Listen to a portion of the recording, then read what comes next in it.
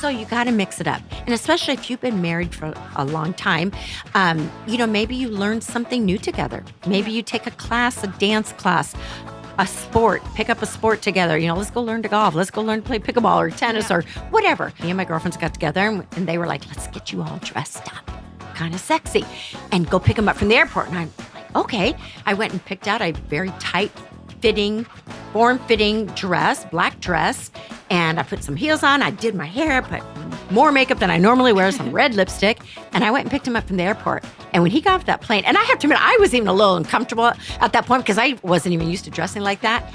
He was so shocked when he got off that plane. He literally looked past me and then went, oh my gosh, there she is. And honestly, I'm just going to say it. We didn't even make it home. Something else I remember, I think I read this in a book. I think I read this in a book by a rabbi. Don't remember the name of a book, but it was a big deal going around at that time. I feel like this episode's going off the rails. Yes. Welcome to the Daniele Hage podcast. I'm your host, Daniele Hage. Daniele is my mother-in-law and Nini to my 3 girls. She is a pastor, speaker, and founder of Dynamic Traits. She has over 40 years experience in family and marriage relationships. She's been married for 43 years to Steve Hage, who travels the world preaching the gospel, and together they pastor a church in Laguna Niguel, California. So today, Daniele, thanks for being here. We talked about last week on our podcast, is this as good as it gets? Right. So this is a follow-up. We're going to talk about how to reignite the spark. So what happens when all that initial attraction fades? Yeah, because that's a real thing. Yeah. Somebody recently asked me that question. It's like, they said, what do? I'm not even attracted to my spouse anymore. Wow. And I think a lot of times that can come and go if you've been married for any length of time. But because you find yourself in that place, does that mean the relationship is over? And no, it doesn't, because guess what? That's going to happen again in the next relationship, right? Yeah. Passion has a way of fading. Chemistry that you had in the beginning that sparked that in love, euphoric feeling, it fades over time. It's just part of it, maybe because of the familiarity. So we've got to find ways, intentionalize spicing up the relationship, spicing it up. All right. So what kind of attractions are there? Because there's not just physical attraction. So are we just talking that usually in these relationships that it's just the physical attraction that fades? Or is it all? So explain to us the different types of attractions And I first. guess that would be unique to that particular couple. But we've done a podcast on the different kinds of attraction. So you might want to go back and look at that. But there is 2 types. There's emotional attraction and there's physical attraction. Okay. So if the physical, let's say, you've changed, your body has changed now that you're married, you've had children, sometimes there's weight gain or maybe weight loss or whatever. You don't look the same as you did when you were courting and you just got married. Women, you're not going to like this, but you have to remember that men are visual, okay? It doesn't mean because you've gained a bunch of weight or he's not as physically attracted to you anymore, that he doesn't love you anymore, because he is also engaged emotionally with you, okay? So that's not what I'm talking about. But yes, that even the physical attraction, because we do change over the years and we age, it's, we have to factor in there's going to be change there. But there's also the emotional attraction, which means that there's 3 parts of emotional attraction. There's intellectual attraction falls under that category, and spiritual attraction. So the emotional attraction is when, I love how you make me feel. Yeah. The reason I fell in love with my husband was because of the way he loved me. I'd never been loved like that. Yeah. I wasn't physically attracted to him, but the way he made me feel, suddenly the physical attraction grew on me and he became so handsome, so cute to me that I was head over heels in love with him. But it had everything to do with how he made me feel about myself. And I know that sounds selfish, but that's emotional attraction, okay? And over the years, you could still be physically attracted to somebody, but the way they make you feel, because maybe they're not treating you well, maybe they're mistreating you. Suddenly that physical attraction is going to start to go away because they don't. I remember asking or talking to a man, we were counseling with a couple, and this man's wife was absolutely stunningly gorgeous. And I remember at one point saying, she's just so beautiful. And he said to me, yeah, she used to be. She doesn't look that pretty to me anymore. Wow. Because of this problems they were going through and the way she was treating him, Yeah. it took away from her beauty, from the physical attraction in her. Intellectually, we are attracted to people. This is why you got married, because you thought they were smart. You liked the way they thought, Yeah. their take on Intriguing things. conversations. Yes. Yeah. Spiritually, there's an attraction. You think they're a really good a person. You have the same values, the same beliefs, the same type of faith, possibly. And this is, again, what connected you to begin with. Over the years, all those kinds of attraction can change. Yeah. Maybe intellectually, you still want to grow and learn and read and evolve. And maybe they're not so interested in doing personal work or, reading or whatever.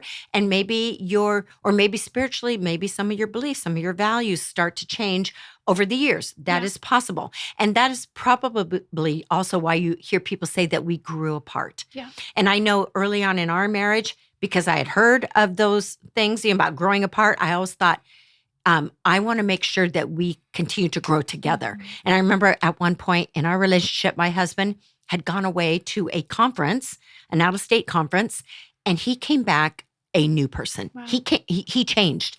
And it made such an impact on him, this conference. I was kind of jealous. Yeah. I'm like, I felt like he just grew leaps and bounds. He went to another level. Yes. Yeah. And I'm like, don't leave me behind. I want to go. Wow. Do you know the next year I attended that conference with him? I had a newborn baby. I said, no, I'm going. I'm going because I want to make sure we're still growing together on the same page, rather than just going like, yeah, you go ahead. It's not for me. No, because I wanted to get imparted to me what was imparted to him. Right. And it was great for us and for our marriage and our relationship. But we have to intentionalize growing together. So I think, where was I going with this? Oh, we were talking about the different types of attraction and yes, how that can change over the years. And then I think, a lot of times when you are together all the time, you have your regular schedule and maybe it becomes a little bit monotonous, but I think there's such a thing as too much togetherness. Yeah. Or maybe you and your husband work together. Maybe you're raising the kids together. Maybe you do everything together. I think space is good. Sometimes you need to get away from each other. You know, that old cliche, distance makes the heart grow fonder. Yeah. That's a real thing. Well, I love how you talk about this in context of your relationship with Steve. And I know you talked about it recently on a podcast when he was on visiting. But you guys give each other the freedom to have your own lives. Right. And then come together and connect. And I think it's really good for each person, for us to be interdependent of one another, where the wife does not become so dependent on the husband, especially if she's a stay-at-home wife raising kids, maybe homeschooling kids, and he is the protector provider, and he's the breadwinner, that you're not just sitting around waiting for him to come home. Right. And you've done your work with the kids, you've had it with the kids, you've got to have your own baby, your own thing, your own place where you are getting your accolades and you feel good about yourself. And it may come through a hobby, or maybe you're taking a class, or maybe there's a sport that you're playing. Yeah, whatever it is. Maybe it's going to the gym. I know for me and Steve, I was that stay-at-home mom, but I always had something on the side. Like I was a fitness instructor for 20 years in our relationship, and it gave me that self-confidence, and it made me feel good that I was doing something for myself. Plus, I was helping contribute to the family. Not a big paycheck, but something. And so I've always had little things on the side where it was just my own thing. And then when you come back together, you have something to talk about. You have something to contribute to the conversation at night. Well, this is what happened to me today. Here's what I did. And you're both, you're having conversation around that and talking about what you learned that day. And I know my husband traveled for 10 years in a row, 49 weekends out of the year. He was gone a lot. And so many people would say, no wonder you're still married, because you guys have your space. You get away, which is true. And then years later, when my kids started getting old enough, I started traveling and speaking out. And it's like my husband, it's like his respect for me. He was so proud of me, but I had to do the work. I had to find something that interested me that I could take on the road, that I could teach, because we're both in ministry. And so where I wasn't just going with him and sitting there on the front row looking pretty. I didn't like that. That wasn't enough for me. It's like, I want to have something to contribute. So I had to do my own work, my own learning and reading and going to conferences and learning something that I could teach, which is everything that I've been teaching now for the last 20 years, basically. But I could see in my husband's eyes his respect for me. That his attraction toward me also went up because he was proud of me. He respected that. Yeah. So we both have to continue to grow and bring something to the table, bring something into the relationship that I think is important. Yeah. I can tell a difference in our relationship when because I stay home, I homeschool the kids, and then I'm the taxi driver to all the activities. Yes. And lately that's gotten very monotonous, and I feel like I'm on Groundhog's Day. Yes. And I can tell like we have more conflict in conversation because it's just same old, same old, same old. Yeah. And it's finding those words. Like we've got to break out. There's got to be something. We've got to, like you've talked about, and I know other relationship experts talk about, the date night out is important. Yes. How important that really is. Sometimes I don't think we realize that until it becomes, as a woman, a problem. Sacrificial. Yes. We've sacrificed, and then all of a sudden it becomes like not an explosive, but like, oh my gosh, this need is like so strong in me. So strong. Yes. Yeah. But even I've noticed times where, conversation's really good and we have dinner around the table and then the kids go off and play or do whatever they're doing, getting ready for bed. And we stay at the table having conversations. When I have something going on, I'm excited about something new we're studying in homeschool. The moment I clicked in and really took that on as my passion, because I was working, I was outside the home. Yeah. We were working together and leading teams and all of that. The moment I took on homeschool and my home and really took it on as ownership and love for it and found a passion for it, Christian clicked into it too and was like, oh my gosh, he wanted to talk about it more than just oh my gosh, this is overwhelming. Overwhelming. But when I do get like that, then it's when it becomes a little bit more like, ugh, I don't want to be around you. Yeah. A more challenging. We each need space, all of that. So I agree with what you say. We have to have something of our own and something that's continuing to sharpen us. Right. But that having something of your own needs to complement what your husband's doing. Right. So that you are complementing each other. Yeah. It's not dividing you. Yes. Right. Well, we've gone through seasons that too, where my job conflicted with his job.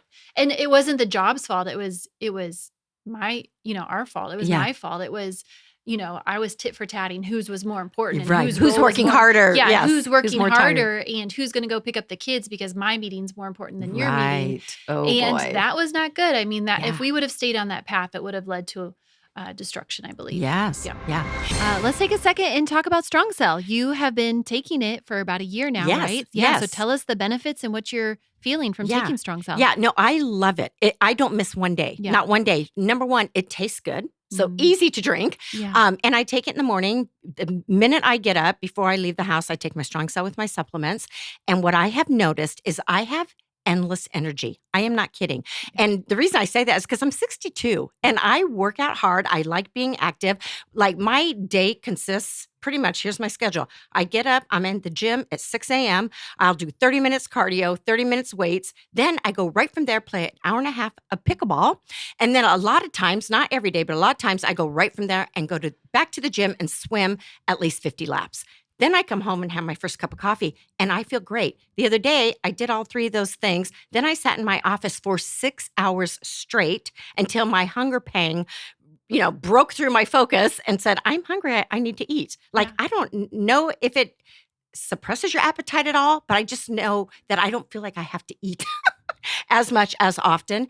I've seen a difference in my hair. I've seen a difference in my skin. And not just me, but people ask me all the time. They say, what are you doing? What are you doing? Your skin looks great or your hair, they'll make comments. And I always say, you know what? I'm taking a supplement called Strong Cell. It works at a cellular level. And it's doing all kinds of good stuff in my body. Yeah. Try it. Yeah. And because it's a cellular energy boost, it's not like a pre-workout. Right. You don't get the zing or that quick energy jump. Mm-hmm. But it's building up all the good stuff, the ATP and all that energy in your cells. Right. So trying it for at least 4 weeks to see a difference, to make a difference, because it's going to elevate you over that time. You want to build it up and then you want to sustain those energy levels. I've been taking it too. And I've noticed that when I take it, again, it's not like a pre-workout where I immediately get that jump, but I all of a sudden have like a focused and clarity. I'm able to really just zoom in to my I day see and be that. super focused. Mhm. Especially homeschooling my 3 girls, I can just laser right in. And then the other thing I noticed was, mommy brain fog is real, and I don't have that anymore. Yeah. I'm able to be more focused. I have more clarity, and I'm able to get through the afternoon without that mental fog Yeah. slump. So I am really loving Strong Cell too. And so because of that, Yeah. we have decided to partner with Strong Cell, and Strong Cell has actually given us a discount code for all the viewers that watch our podcast. Yay. Isn't that exciting? Yes. So go to strongcell.com/Dani. That's strongcell.com/DANI and use the discount code for 20% off. That's Dani20 as your discount code, DANI20. And make sure you check it out. Get 4-week supplement and let us know how you like it. Yeah. So should we tell our partner that we're not attracted to them? How do we handle that? Do we have a conversation? Here is my input. How do we talk about the dad How do we bod? talk about that? I think that you have to start off with, you got to tell your spouse what you need. Okay. You've got to have the needs conversation. And it could be, I need more quality time with you, or I need you. I don't feel like you're listening to me or you're really hearing me.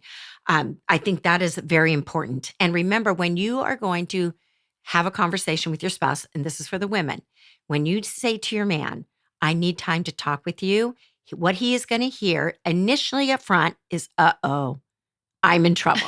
Okay. So you need to say, hey, we need some time to talk. You're not in trouble. Everything's okay, Yeah. or everybody's okay. So let him know so that he doesn't come defensive to the conversation. Okay.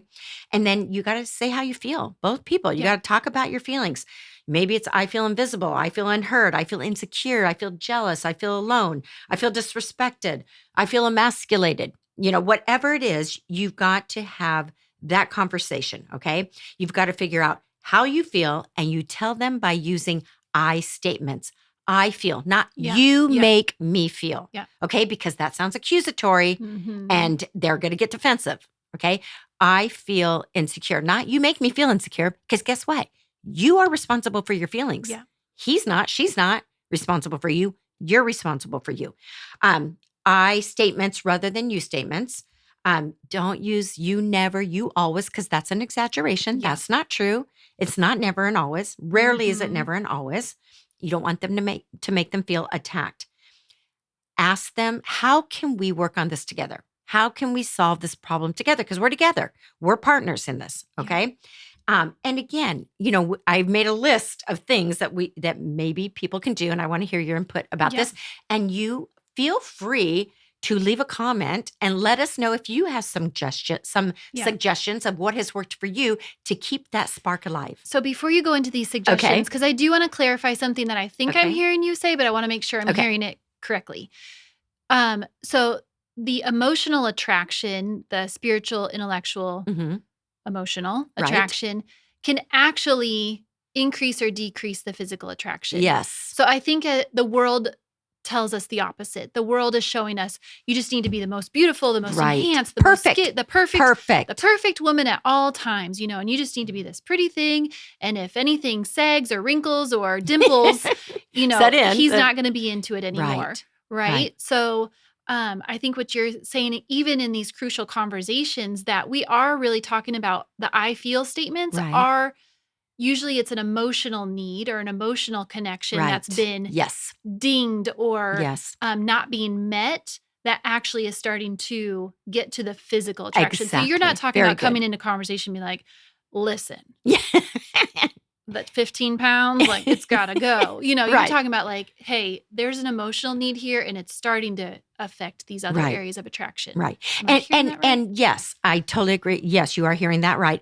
And remember, 5, 10, 15, 20 pounds, whatever it is, most men who have committed to a relationship, to a woman, aren't going to leave their wives because they gained some weight.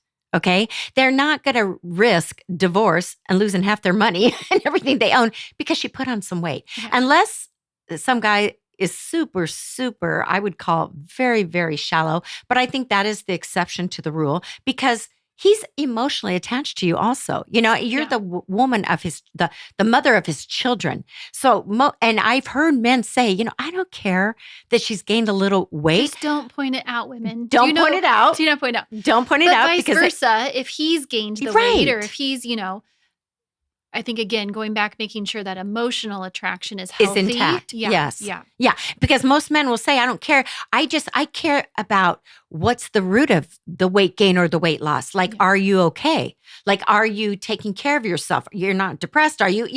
And I've heard men say, I've heard your husband say, as long as she's eating right and she exercises and she takes care of herself, she likes herself, because that says a lot about your emotional state of mind. Absolutely. That our physical very much is you a have good manifestation. self-esteem. Yeah. You have a confidence. You have a self-love, a healthy self-love. Yeah. And all of that is good for the relationship, right? And Yeah. it goes vice versa, both ends, both men and women. But I think sometimes intentionalizing, keeping the passion, keeping the spark alive, is you got to mix up the routine. Yeah. Because marriage, raising kids become monotonous after a while. Like you said, sometimes you feel like you're in the movie Groundhog Day. Every single day is the exact same schedule every day. So you got to mix it up. And especially if you've been married for a long time, maybe you learn something new together. Maybe you take a class, a dance class, a sport, pick up a sport together. Let's go learn to golf. Let's go learn to play pickleball or tennis or whatever. Let's go to the gym together and,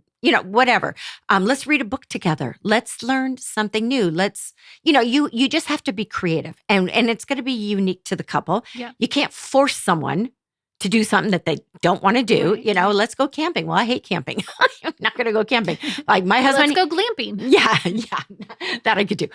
My husband isn't going to play pickleball. Yeah. And you know what? And people are like, oh, your husband won't play with you. To me, it's like, he's not into it. I can't make him be into it for me. So I get a group of people that are into it, and I go play with the people that like it. I'd rather him stay home and do what he wants to do and be happy than coming out and complaining and grumbling about, she dragged me out here. Too much togetherness can actually do the opposite effect anyway. If we're together all the time and have to do everything together. Right. That's not going to happen. Right. So we and I even, I go on girls' trips. I don't go on ski trips without him, because we used to do that together, but his knees can't handle it anymore. Am I going to be mad at him? Am I going to force him to go? No, he's just happy that I go, and I'm happy that he's happy that I'm there, and he's happy to pay for it. So it works out. Some other things you could do that I have encouraged women to do over the years is to mix it up a little bit. And I hope you can handle it, because my son is sitting over here. But something that I did some years into our marriage, 10 or 12 years into our marriage, is I went and it was kind of the going thing. I was hearing about other women doing it. I went and had a boudoir taken, which is kind of a sexy photo shoot. I had a woman photographer, and I wore sexy clothes, and my husband didn't know I did it. And I gave this little album to him for a birthday or Christmas or something. Yeah. And it just shocked him. He didn't expect that, but it was just like a fun thing to do. Yeah. So I don't know if you've ever done that. I have not. I recommend it. But now it's not going to be a surprise. Thank you. But he doesn't know when you do it. Or, dressing up in something that he's not used to seeing you in. Yeah. When I was younger, we were in a culture, a community. It was very conservative. A church, we were in the ministry. We were youth pastors, and I dressed very conservatively. And my husband was traveling, and me and my girlfriends got together, and they were like, let's get you all dressed up, kind of sexy, and go pick him up from the airport. And I'm like, okay. I went and picked out a very tight-fitting, form-fitting dress, black dress, and I put some heels on. I did my hair, put more makeup than I normally wear, some red lipstick, and I went and picked him up from the airport. And when he got off that plane, and I have to admit, I was even a little uncomfortable at that point, because I wasn't even used to dressing like that. He was so shocked when he got off that plane. He literally looked past me and then went, oh my gosh, there she is. And honestly, I'm just going to say it. We didn't even make it home. We didn't make it home. Literally, he pulled off the side of the road, and we had to do our thing. Anyways, but I got such a kick out of that. And he was so surprised. But it was just fun doing things that are a little bit different. Yeah. What's something, have you done anything? I don't know, but I just can't wait for the comments from my friends after listening to this episode. They'll be like, oh my God, I can't believe you had this conversation with your mother-in-law. we kind of talk about everything. Yes. There's nothing I feel that I can't talk about with my kids, especially if they want to know and they're interested. And a lot of the stuff I learned from older women in my life. Yeah. They were the ones that gave me these Yeah. ideas. Yeah. Like I didn't come up with it by myself because again, when you're kind of bogged down with mommy, yes, and we're all in the same stage. mothering. No mom is Yes, like, yes. Yeah. But I did. I have had women mentors in my life. One of their suggestions: you should put on a trench coat, and when he comes home, answer the door with put on a trench coat with nothing underneath, and when he comes home, answer the front door and open your trench coat. I did that, and again, he was completely blown away because this wasn't normal for me. And I remember he pushed me into the house because I think he was afraid a neighbor was going to see me. And again, he just went crazy. Like that was just so fun. I loved seeing his response. Yeah. Another suggestion they gave me, I didn't come up with it, I never would have, is wrap your naked body in cellophane. I never heard of that. I don't know why. I did it. I don't know what it was. It was just something a little naughty. It just was a little naughty, I guess. I don't even, did you have a kid help you? I don't even want to know. I think I just did it the best I could. Of course, the kids weren't home. I don't remember where they were, but they weren't home. Another idea is book a hotel room, and ask him on his lunch break to meet you there and have a little, afternoon rendezvous. Something else I remember, I think I read this in a book. I think I read this in a book by a rabbi. Don't remember the name of a book, but it was a big deal going around at that time. I feel like this episode's going off the rails. Yes. And one of his suggestions is, because he was talking about adultery and affairs, and the reason people do it is because it's such a no-no and it's so on the edge. Yeah. And one of his suggestions was go to a restaurant, sit at the bar, and have your husband meet you there and pretend like you don't know each other. And then he has to hit on you like he would a different woman, and you just role play. Yeah. Dressing up, put a wig on and dress in something sexy when you go to bed that night. And take a pole dancing class. And I know for Christians, you're going to go, oh my gosh. Well, you know what? I'm still married 43 years later, and I've done all of this. Okay.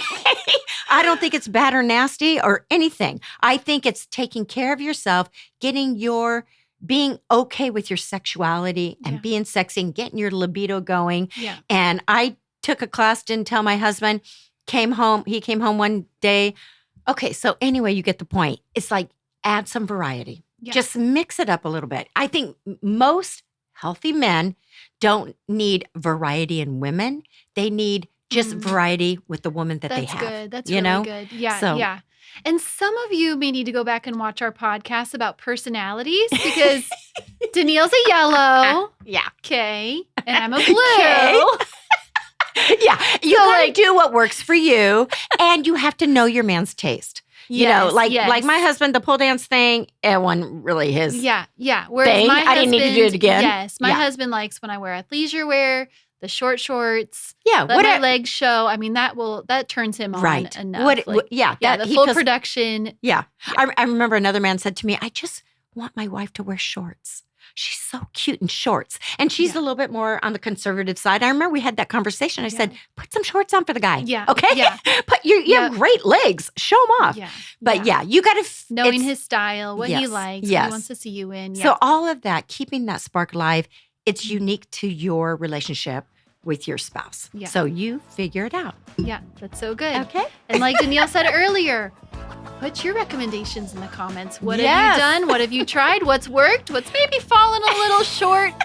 Maybe literally fallen? Maybe you fell? I don't know. We'd love to put hear. on 2 high heels and you fell. So let us know in the comments. If you liked this episode, please subscribe, like it, share it. Make sure you follow Danielle on Instagram and Facebook, and we'll let you know when you hit the notification bell when a new episode is coming your way.